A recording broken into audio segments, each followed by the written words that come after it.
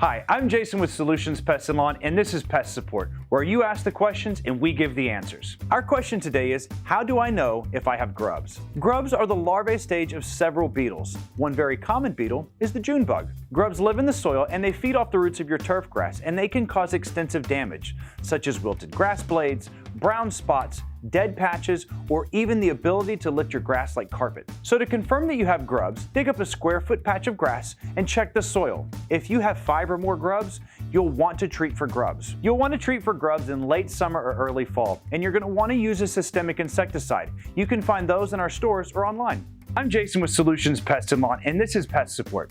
If you have any pest control questions you need answers to, or have any pest-related problems you need help with, stop by one of our stores, visit our website, or give us a call and get help today. Or even the ability to lift your grass like carpet. But I got it. You got it. We'll do it one more time.